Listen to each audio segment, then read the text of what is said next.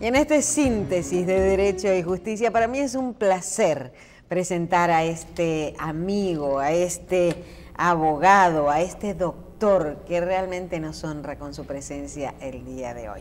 El doctor Juan Miguel Castillo Pantaleón. ¿Qué tal? ¿Cómo le va? Bueno, pero después de una presentación así, imagínate. Nos vamos. Me tengo hasta que pellizcar, ¿verdad? Gracias, muy honrado. Cada vez que vengo aquí me siento en familia, ¿verdad?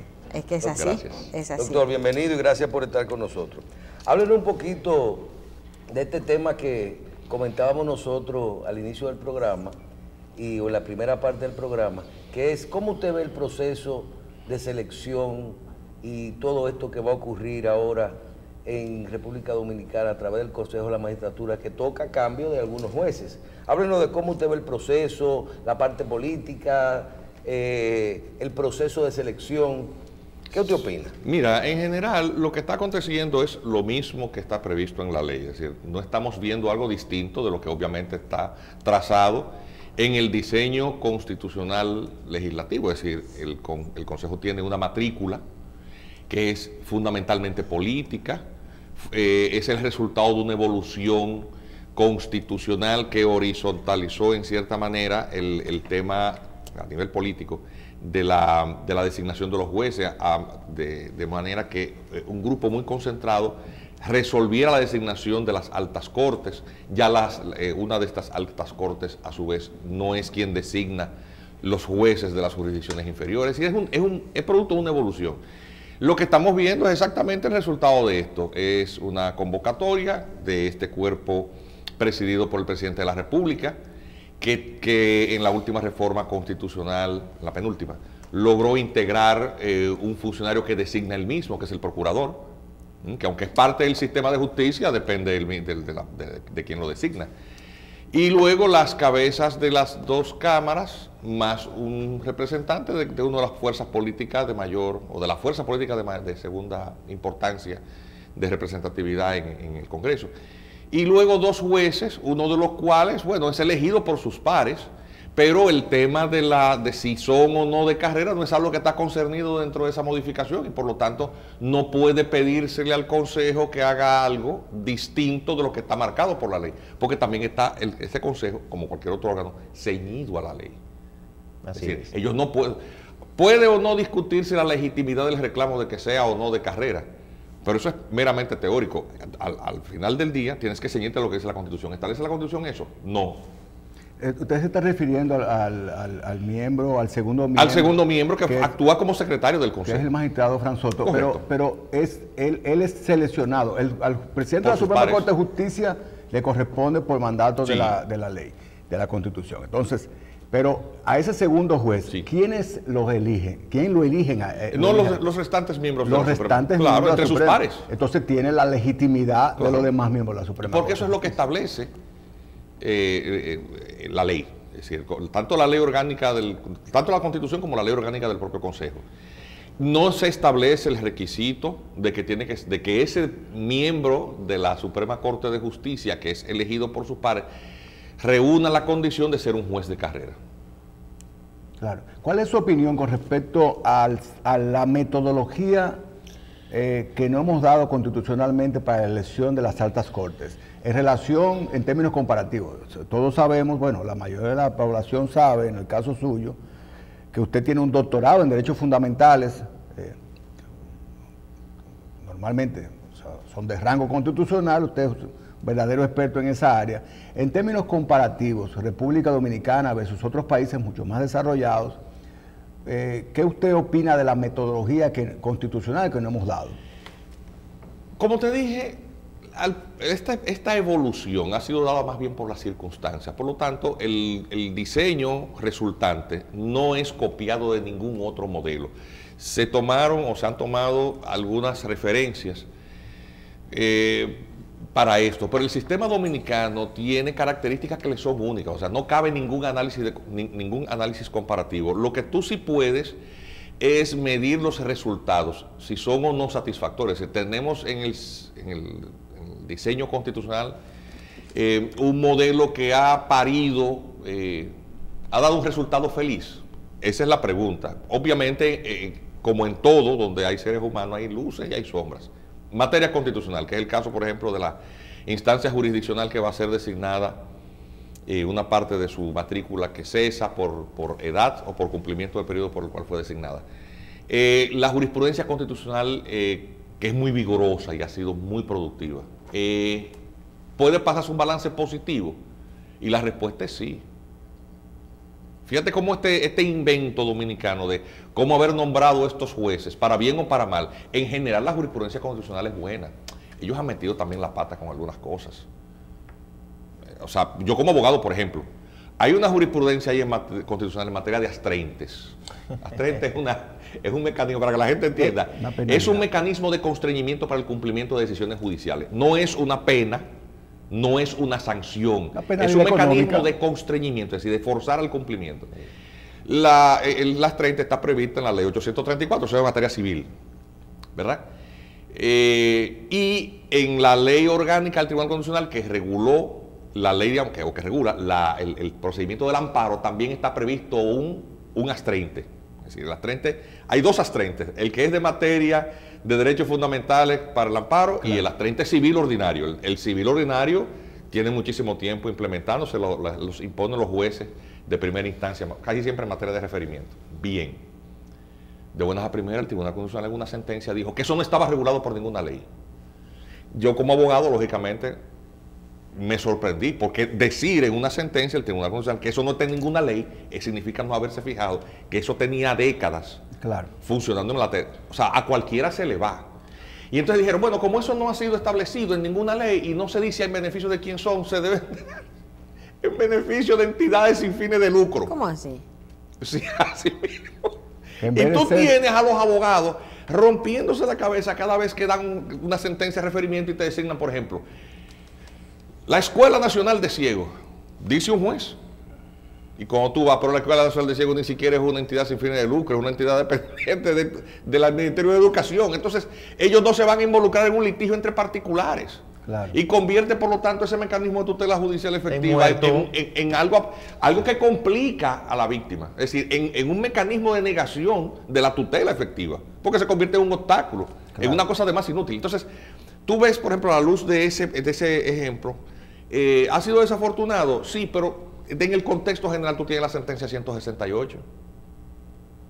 La 168-13, que terminó de sellar la discusión sobre el derecho a la nacionalidad dominicana de los hijos de extranjeros en condición migratoria ilegal. Entonces, cuando tú ves el balance en sumas y restas, ¿el balance es positivo? Sí, yo diría que sí. Pero esos jueces fueron designados en general con ese mecanismo.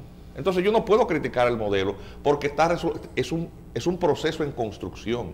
Claro. Sí. Doctor, usted decía un balance positivo del Tribunal Constitucional. Obviamente que sí. Ahora bien, decía el presidente del Tribunal Constitucional, doctor Milton Ray Guevara, que este tribunal en 6 años ha dictado poco más de 3.000 sentencias. Pero, digo yo, esas 3.000 y tantas sentencias que ha dictado el Tribunal Constitucional tiene un gran escollo, y es que muchas instituciones, ciudadanos, instituciones públicas y privadas, se resisten a cumplir con eso. Decía Fidel más temprano y proponía que ahí encajaría lo que es el desacato, y está pidiendo la sanción. La sanción de prisión. Sí, que penalicen el desacato. ¿Le parece bien que se penalice por el desacato, por no cumplimiento de una sentencia? No, pero que eso es prevaricación, eso está previsto en la ley.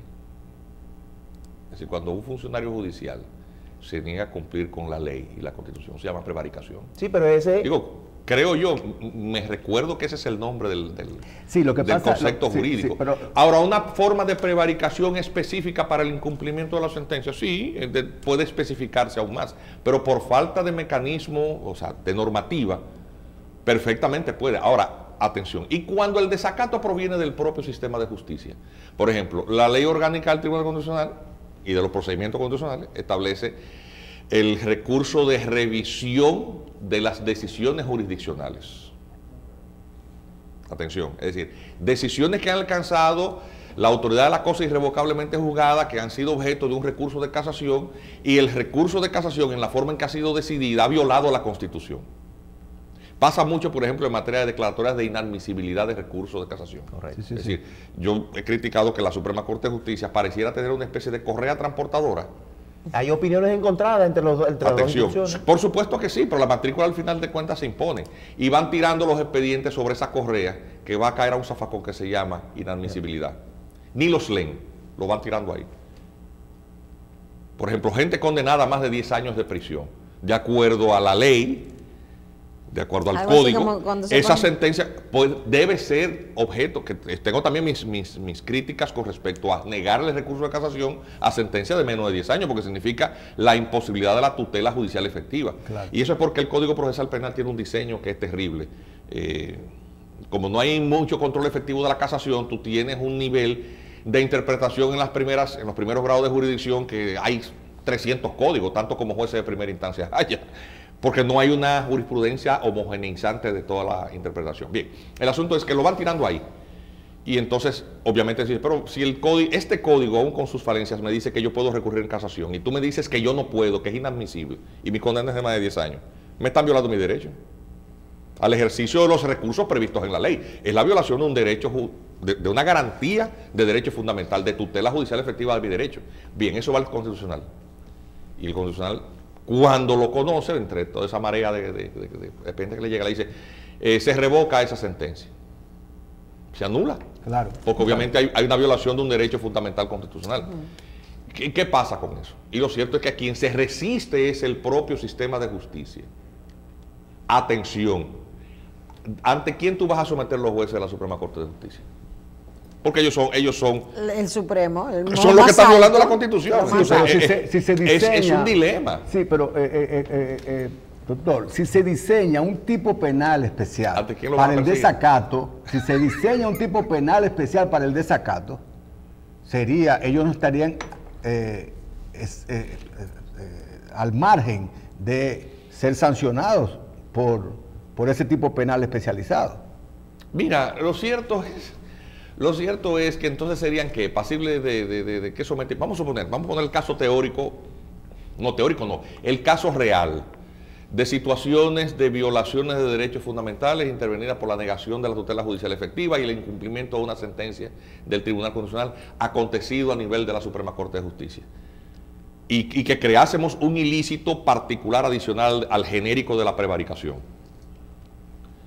¿Qué vamos a hacer con esos jueces de la Suprema Corte de Justicia? ¿Someterlos ante quién? Lo mismo que haríamos si un juez... Constitucional. Lo mismo que No, haríamos... porque el Tribunal Constitucional no tiene funciones jurisdiccionales ordinarias. Doctor, lo mismo que haríamos si un juez de la Suprema Corte de Justicia sale y decide un día robar una casa habitada, o si un juez de la Suprema decide salir y matar a un familiar o a un ¿Qué le amigo. pasa? Un proceso penal. Sí, pero Pero hay que crear el tipo penal de desacato. es un dilema.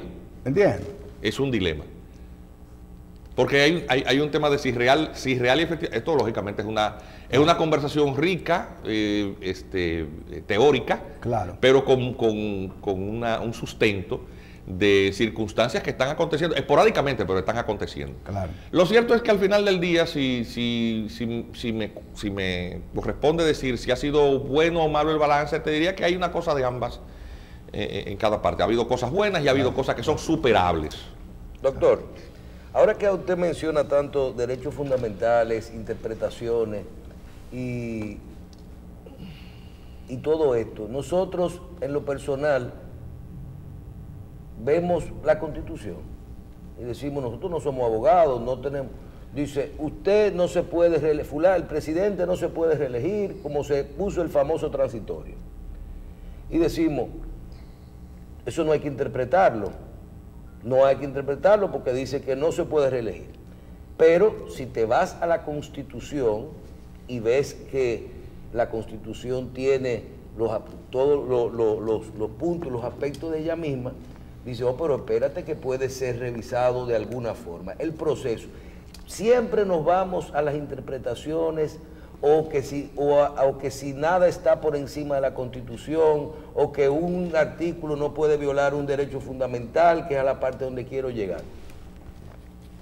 Y específicamente pongo el ejemplo de la reelección, pero me preocupa en otros aspectos de la consulta que se hizo para lo de la reforma, lo del transitorio. Porque tiene algo de sentido. Cuando usted dice, si hay un derecho fundamental, que es el derecho a la igualdad, y ese derecho a la igualdad lo viola un transitorio, porque él, en ese caso, no tiene el derecho a la igualdad porque debieron ponérselo a los otros también expresidentes, Entonces, la consulta te dice el tribunal, no, porque la Constitución no puede ser declarada inconstitucional. Bien, es la forma de hacer la pregunta, la consulta o elevar el recurso al Tribunal Constitucional. A lo mejor la pregunta no era, ¿es inconstitucional la Constitución?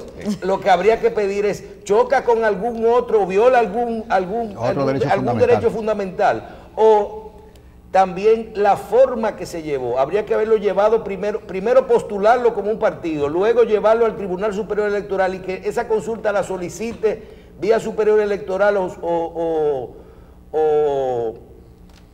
Junta Central Electoral al Tribunal Constitucional con la forma correcta para poder dar el resultado si hay un choque con un derecho fundamental. Un resultado diferente. Bien. Y que quiero ser bastante claro en esto porque a veces la gente dice, no. Es una pregunta para escribir un libro. Pero la respuesta al final del día es simple.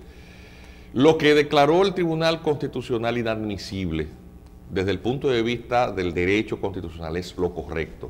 Es decir, y sencillamente por lo siguiente.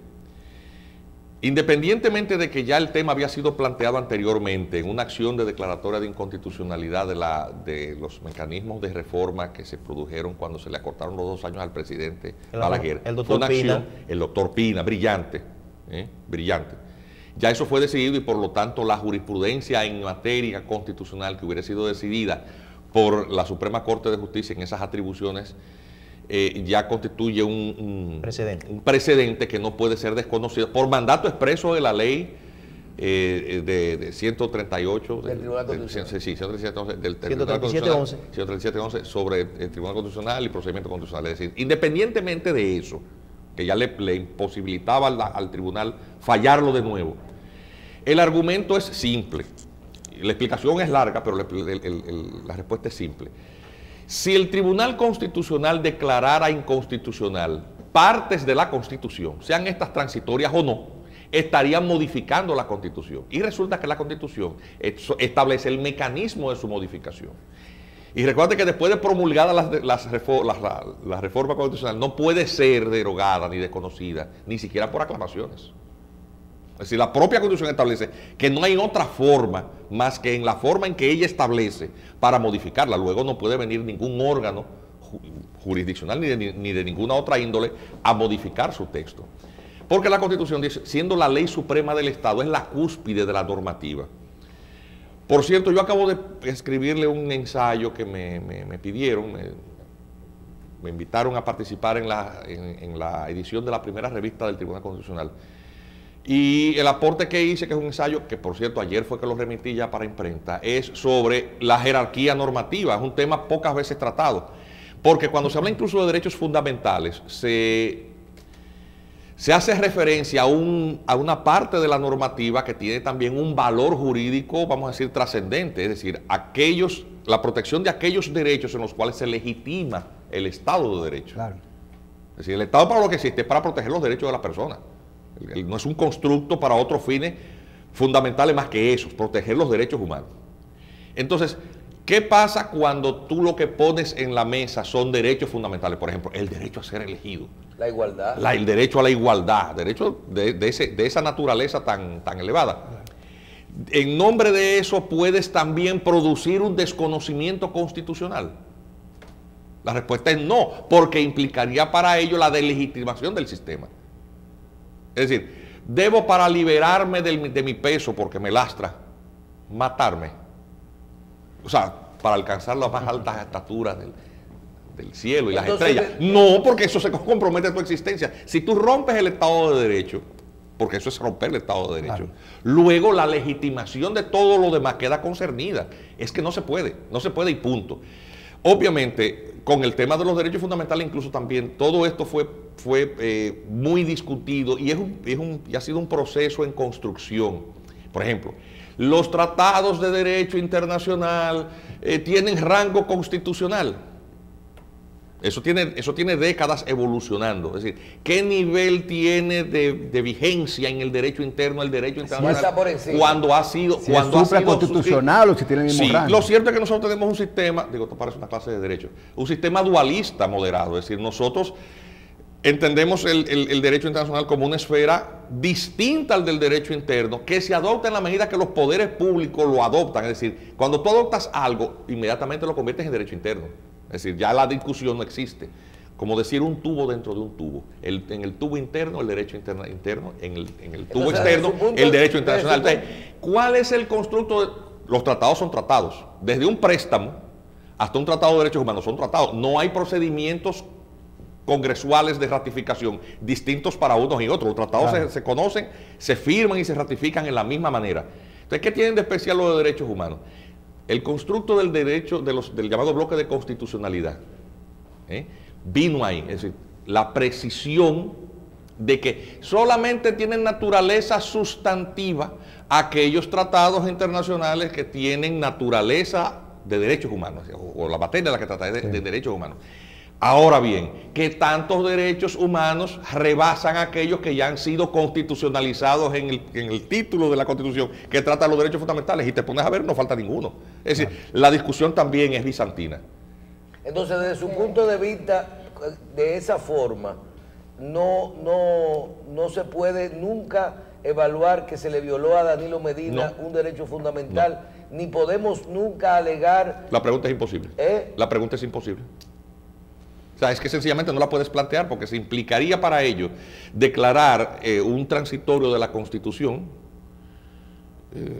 una parte del texto, o sea, transitorio o no. Si implica desconocer eso, eso es imposible. Y la Constitución no dice nada en referencia a cuando un artículo de la Constitución choca con otro, cuando uno es primero que el otro. Mira, te lo digo sobre la base de la pero es que seguimos la jerarquía normativa, legislando para interpretaciones. Algo sé de eso, independientemente de la especialidad académica, porque cuando el tema de la jerarquía normativa se decidió aquí con una jurisprudencia poco conocida, o sea, poco debatida, que fue la de acción de declaratoria de inconstitucionalidad de la ley sectorial de áreas protegidas. ¿Se recuerdan de eso? La ley 20204. Sí. Esa ley, cuando se aprobó, violentó muchísimos tratados internacionales sobre protección de medio ambiente. Y obviamente el derecho a un medio ambiente sostenible es un derecho fundamental de tercera generación. Está claro eso. Y entonces nosotros dijimos, bueno, pero si todos los derechos humanos son, los tratados de derechos humanos son parte del bloque de constitucionalidad, luego esta ley viola el bloque de constitucionalidad. Es decir, con el mismo constructo creado por la Suprema Corte de Justicia, nosotros accionamos en inconstitucionalidad. Y ahí es cuando se precisa el alcance del bloque de constitucionalidad. La acción fue declarada, fue rechazada, pero se precisó el alcance. Con este tema, pues me pasa igual. Por ejemplo, en un caso de investigación de paternidad, una persona se niega a someterse al análisis sanguíneo de ADN, que es el mecanismo científico más exacto para determinar si una persona es hija de otra. Claro. Obviamente, la prueba médica, sin el consentimiento de aquel que va a ser investigado, no es válida. No, viola un derecho fundamental por mandato expreso de la Constitución, puesto que la Constitución garantiza que el derecho a la integridad física, la no vulneración de tu integridad corporal, es un derecho fundamental. Solamente te puedes someter a pruebas médicas con tu consentimiento o salvo que esté en riesgo tu vida. Entonces, ¿qué pasa? Esta persona se le ha ordenado la someterse a una prueba sanguínea y se niega. Hay dos derechos fundamentales concernidos. El del demandante a conocer su familia y su identidad, y el del demandante a conocer su familia y su identidad, y el del demandado a que se le proteja su integridad física. Ese caso llegó de la Suprema Corte de Justicia y terminó llegando al Tribunal Constitucional. ¿Cuál fue la solución? El caso yo lo perdí, pero definió eso. O sea, te lo estoy diciendo porque conozco que en el ejercicio... ¿Cuál fue la solución? Que hay cierta jerarquía también en los derechos fundamentales. Es decir, hay derechos fundamentales que son más importantes que otros. ¿Qué jerarquía se impuso en el caso de la especie, doctor? En el caso de la especie, que el derecho concernido de la integridad física, pues obviamente sufría una afectación muy leve, porque ciertamente entre que te pinchen con una aguja y tú saber quién es tu familia, obviamente el nivel de importancia entre una cosa y otra se puso en la balanza y imparó el primero. ¿Hicieron un peso de derecho? Hay un test de razonabilidad en el argumento. ¿Y el muchacho de quién era? No, al final de cuentas, obviamente terminó pasando lo que casi siempre pasa, que a los abogados cuando perdemos los casos, pues obviamente nos sacan. Pero obviamente la jurisprudencia sí, hombre, no tenía, esto es un tema de derecho, no es porque uno tuviera o no la razón, sino es un tema de derecho. El tribunal, cuando volvió el caso de especie, al rechazarse el recurso de casación contra la sentencia interlocutoria, que es la que había ordenado la prueba de ADN, al volver a la jurisdicción ordinaria, pues por otros mecanismos probatorios, la Corte de Apelación terminó declarando a la persona hija del Perfecto, del pero lo demandado. más importante fue la jerarquía. Pero obviamente, ¿qué quedó del proceso? Pues un punto firme para determinar, en este caso, qué tipo de derecho fundamental tiene. Pesa más que Claro. otro. Pero ahí se determina algo para los que no nos interesa el tema del legal, ¿verdad? Sino la parte de ser un ciudadano, que es que no había que declarar nada inconstitucional, Así es. sino podría ponerse en la balanza un derecho sobre otro. Sí, pero La respuesta pudo haber sido a la pregunta, no sé. es que el dilema era Algo- si era o no inconstitucional un transitorio, porque recuerda que en derecho hay una máxima jurídica que dice in claris non fit interpretatio, es decir, en lo claro no hay interpretación. El transitorio es muy específico. Es muy específico y punto. Ahí no hay que interpretar nada porque el texto está lo suficientemente claro en su redacción literal como para que tú no tengas escapatoria. O sea, Sí, no hay- sencillamente ahí no había escapatoria. Era ser o no ser. El Sí. to be or not to be. Sí. Era o es inconstitucional el transitorio o no lo es. Entonces el tribunal dice, es que no puedo abocarme a eso porque si abordo eso, estoy inutilizando una parte del texto constitucional y yo no puedo hacer eso. Eso es inadmisible. No tiene su facultad para eso. No Doctor, puede. mire, eso es divertimiento, porque tanto los proponentes del recurso como los que pusieron la discusión en la palestra pública saben de antemano, porque es el ABC del derecho, cuál era la respuesta final. Pero ¿Me entiende? sometía a prueba el vigor de la jurisdicción. Bien. Atención, porque es un tema de interés del poder. Oye, si el Seguro. presidente Y Danilo era un Medina- fast track, era una vía, un carril rápido para dar la respuesta final, porque Claro. eso pudo haber seguido otra línea procesal, como señala Michel, que hubiera entretenido en estos divertimentos de interpretación Claro. jurídico-constitucional hasta llegar al Si el constitucional. presidente Entonces, Medina lo que se quiere se fue directo allá. repostularse, tienen que modificar la Constitución a través de los mecanismos Así constitucionales establecidos. Yo quiero preguntarle algo. Usted sabe que la decisión para la elección de jueces en la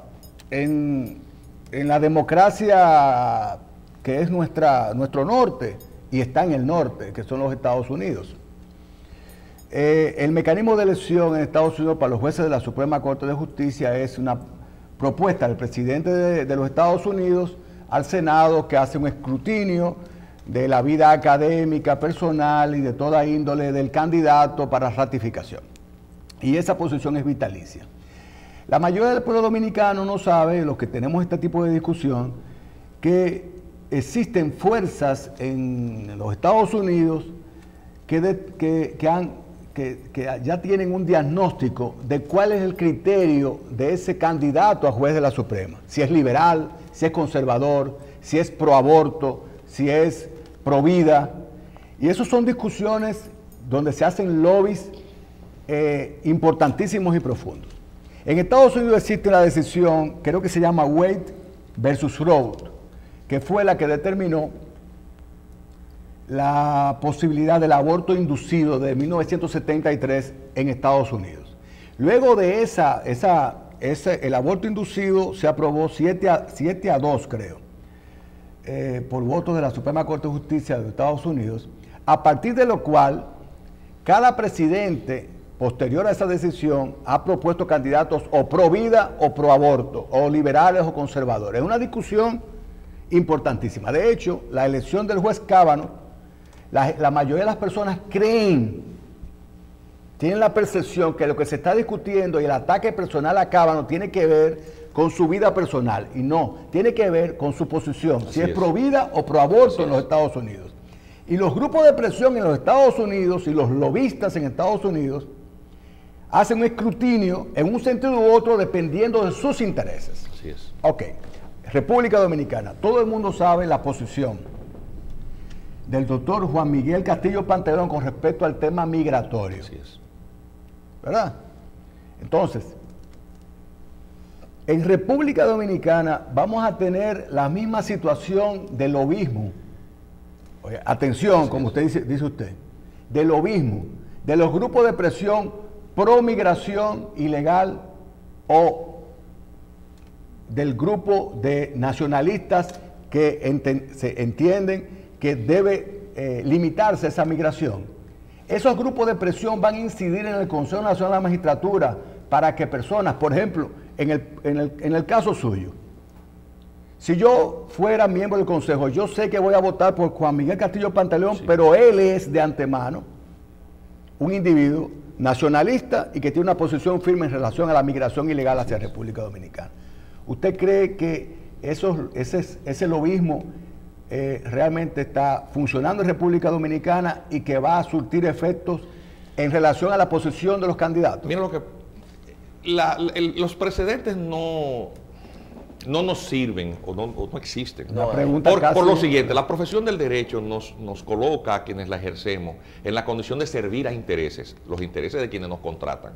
Es decir, ¿cuál es la posición de un profesional del derecho con respecto a determinada situación que es una preocupación social? Es raro, porque los abogados usualmente viven fijando posiciones impulsados por las mareas de los intereses que representan. Intereses coyunturales. Claro. Por supuesto. Entonces, obviamente, eso nos da muy mala fama a los abogados. Pero en ciertas materias, en el caso nuestro y de otros juristas más, al margen e incluso a contrapelo de la conveniencia profesional, hemos fijado determinadas posiciones con respecto a ciertos temas de preocupación nacional. Tema medioambiental, tema de nacionalidad, tema migratorio. Es decir, hay ciertos temas de corrupción. Hay una cantidad de temas con los cuales los abogados nos involucramos al margen de que tengamos o no un cliente, sino simplemente porque esos son... O de política, hay abogados que decían, yo no defiendo narcotraficantes, o yo no digo... Pero en este caso su cliente es el país. Es el país. Entonces, obviamente, estaría por verse si estando, por ejemplo, el caso de la jurisdicción constitucional, siendo objeto de unas apetencias que rebasan incluso lo nacional, va mucho más allá. Es decir, la presión de los organismos internacionales para que República Dominicana varíe la normativa referente al otorgamiento de la nacionalidad para forzar al país a absorber la mayor cantidad posible, dominicanizándola, de población extranjera. Es una cosa inocultable. Negarlo es sencillamente un acto de locura. Es que es así. El que diga que eso no existe o que eso es imaginario, sencillamente está alucinando. Eso es así, eso es un hecho. Entonces, al Tribunal Constitucional se le vive reclamando y se le llega incluso a pedir al presidente de la República. Congresistas norteamericanos visitaron recientemente el país a pedir que el gobierno dominicano haga lo posible por reducir o revertir de alguna manera los efectos de la sentencia 168-13, más cerca de una veintena de decisiones posteriores en la misma dirección, porque ya la jurisprudencia constitucional en materia del derecho a la nacionalidad dominicana es un muro grueso. Y una ley aquí. Sí, pero lo que te quiero decir es que ya la jurisprudencia es sólida. Entonces se le pide que eso de alguna manera sea derrumbado, que ese Estado de Derecho ahí de alguna manera se ha reducido a escombros para de alguna manera afectar la soberanía y los destinos del país. Entonces, el Tribunal Constitucional, por lo tanto, es objeto ahí de unas apetencias y de una visión del cual también son caja de resonancia muchísimas ONGs que reciben financiamiento internacional. Entonces, obviamente, se impulsarán candidaturas en esa dirección de debilitamiento. Los sectores nacionalistas tienen otra situación. Los sectores nacionalistas no tienen recursos. No tienen recursos. Tienen la fuerza moral de sus convicciones. Por ejemplo, yo formo parte de una ONG, el Comité Dominicano por la Solidaridad Internacional con Haití. Ellos han propuesto una serie de juristas, porque no solamente mi caso, es el caso de Cristina Aguiar. Cristina Aguiar es una profesora de la Universidad de París. Es el caso de Juan Manuel Rosario, de José Miguel Vázquez. O sea, somos un puñado. Pero en esa materia nosotros nunca hemos atendido al interés personal. Nosotros queremos poner sobre la palestra este aspecto. Cuando el Tribunal Constitucional vaya a ser variado en su conformación, el Consejo se colocará por encima de los intereses grupales y pensará primero en el país. Ese es el tema. Esa es la pregunta. Óyeme, ese es el tema más importante, doctor. La razón por la que nosotros, por ejemplo, aceptamos que se nos propusiera, no es porque tuviésemos expectativas, pero tampoco ambición, porque nosotros vivimos de nuestro ejercicio y nunca hemos medrado alrededor de estructuras de poder buscando ni clientes ni nada. O sea, somos gente que tenemos una hoja de vida que no tenemos que justificarla, claro. Pero porque es bastante pública. Pero la cuestión es también, si tú no colocas al Consejo de la Magistratura en la condición de poder inclinarse en esa dirección, entonces obviamente te dirán después, bueno, pero te pasaste la vida entera proponiendo tal cosa, pero el día que había que asumir responsabilidad, no lo asumiste. Hay que estar ahí aunque sea simbólicamente. Lo que pasa, doctor, es que... Y esa es la razón por la que uno lo aceptó. Lo que pasa es que la discusión se ha tornado muy superficial, en el sentido de que la elección tiene que ver con criterios de tipo político. Así es. Y yo quiero ir un poquito más allá. De la elección de los jueces del Tribunal Constitucional y su criterio puede depender la soberanía Así de la es. República Dominicana. Es de donde va a depender la soberanía. Por ejemplo, el país fue objeto de un acto peor que la anexión en determinado momento. Ustedes sabían eso, ¿verdad? Una sentencia del Tribunal Constitucional, la 315, declaró no conforme con la Constitución un acuerdo de privilegios e inmunidades que firmó un canciller sin consultar a nadie. El país no lo conocía hasta que fue declarado inconstitucional por el Tribunal Constitucional. ¿Sabe lo que decía ese acuerdo? ¿Qué decía? Dice que se permite el ingreso sin límite alguno de cantidad de tropas norteamericanas y personal civil a su servicio, vale decir mercenarios, armados sin límites, a los cuales también se le entregó el uso sin límite alguno de todas las vías de comunicación terrestre, todo el espacio aéreo y todo el espacio radioeléctrico. Más, además de todo, que es lo peor. Radioeléctrico son las frecuencias. Todo, Sí, sí. el 100% del espectro radioeléctrico, más todo el espacio aéreo, más el uso de todos los aeropuertos. Y si puertos. cometían un crimen, ¿qué pasaba? Atención, además con la inmunidad de que cualquier daño a la propiedad, a la integridad o a la vida de personas no iba a merecer ninguna clase de recursos de compensación, de reclamo, vale decir, inmunidad diplomática. Es decir, que si una soldadesca de esta irrumpe en un pueblo, viola a las mujeres, mata a los niños, quema las iglesias, como hicieron en una época otro martirio como el de Moca, sí, ¿verdad? Sí. Pues sencillamente a esa gente, muchas gracias, que esto es suyo, no hay problema. No, se pueden seguir quedando aquí sin problema. Sí, eso es así. Eso se firmó aquí. ¿En serio? Eso se firmó aquí. Es un ¿Sabe quién acuerdo de puso freno a inmunidad. eso? El Tribunal Constitucional. De eso no se hizo un escándalo. Pero aquí no ha habido un acto de entreguismo más vil en toda la historia ¿Y en qué republicana. periodo que fue eso. eso? Ahora. Eso son como 2 años. Y fue Michelle, declarado ¿tú no sabías ese acuerdo. eso? ¿Cómo que ahora? Pero Yo le pensé estoy que eso diciendo era que el país no lo conoce. en el 65. Para eso sirve la jurisprudencia constitucional, señor. No, eso fue recientísimo. Eso fue en el 2015. Claro, un acuerdo de inmunidad con el gobierno de los Estados Unidos que permitía el acceso por otros motivos a República ¿Ustedes no Dominicana sabían de eso? soldados y en caso de Para que eso es el Tribunal de que ellos Constitucional. cometieran algún tipo de delito, no podían ser sometidos a un proceso judicial en la República Dominicana. Inmunidad total. Sí. Ese acuerdo de inmunidad fue declarado inconstitucional por el Tribunal Constitucional. Viola la soberanía. Pero todo lo que dijo usted viola la soberanía. Entonces, esos son los detalles que tenemos que discutir. Y por eso son importantes jueces idóneos en el Tribunal Constitucional. Y obviamente en los tribunales se ven cosas ordinarias, pero en la materia constitucional, por su delicadeza y trascendencia, es algo que debe estar por encima de las apetencias partidarias. Porque a esa jurisdicción lo que va es muy trascendente. Obviamente, uno siempre hace una apuesta por lo mejor. Ojalá y cualquiera de los juristas que públicamente han fijado posición en esa dirección. No lo digo por mí, porque eso es lo que menos importa. A mí realmente no es ese el detalle. Es que quienes vayan ahí vayan dispuestos a defender este país. Claro. Por encima de cualquier otra consideración de quién me nombró. Prima el país, no los intereses personales. Exactamente, porque es una materia muy delicada. Doctor, háganos una promesa. Ay. Que aunque usted no lo buscó, a usted lo están presentando dentro de un grupo de abogados, de juristas para esta posición del Tribunal de instituciones, para el Tribunal Constitucional, que usted va a hacer un esfuerzo. Usted va a ir con la pila puesta y va a hacer todo lo que... A mí me pasó si algo usted muy Si cómico. usted lo coge así como... que La me están misma, poniendo, pasó, voy a Usted hacer se una va a fajar a anécdota. buscarlo, Cuando la elección de la Junta Central Electoral, Armando Armentero, Consuelo, o sea, este grupo de personalidades que forman parte de ese comité, también mandaron una carta. Juan Miguel, digo, yo vivo de mi ejercicio, yo no quiero volver al Estado Dominicano, yo tuve una experiencia de 11 años como, no quiero, o sea, ya el aporte había sido hecho y uno sigue aportando desde otro escenario. No, vamos a mandar la carta como quiera. Y bueno, al final del día, cuando fui a la evaluación, pues me sentí muy bien porque los senadores me trataron con mucha decencia y algunos les conocía, bueno, muy bien. Y para sorpresa mía, estaba yo en Canadá, me escribieron por WhatsApp y me dicen, mira, quedaste encabezando una terna. Yo quedé encabezando una terna, una de las 3 ternas que hubo.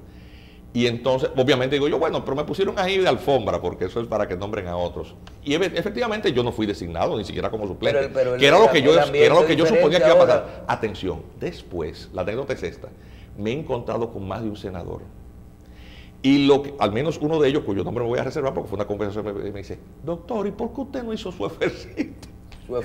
Su esfuercito. Digo, pero es que ustedes no iban a nombrar. No, doctor, nosotros lo que estábamos esperando es que alguien, de lo que usted sabe, nos dijera, porque usted es un buen candidato.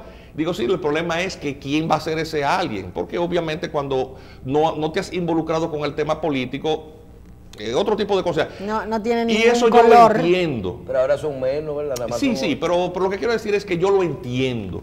Lo que uno quiere dejar claro es que lo que deben de primar son los principios. A mí lo que me interesa es que a quien sea quien nombren ahí, en sustitución de estos 4 jueces, el que se jubila por edad y los 3 porque cumplen su término, sea gente que vaya a hacer un rol igual de digno que los 4 que cesan en materias que son de importancia capital para el país. Claro. Un tema de defender este país, defender la soberanía y hacer que el valor de la Constitución siga siendo supremo. Perfecto. Llévese el senador. Haga su esfuerzo. Muchas gracias. Su esfuercito. ¿Y qué Gracias. esfuerzo va a hacer este señor con todo lo que él sabe? Solamente tiene que abrir la boca y hablar. No, hay que hacer un buscarla, esfuerzo claro. de algún color o algo así. De todos los colores. Ay. 8 esfuerzos hay que hacer. Ah. Sí, gracias. Doctor Juan Miguel Castillo Pantaleón, como siempre, un placer tenerlo aquí con nosotros. Gracias. Vamos a pausar. Venimos ahora.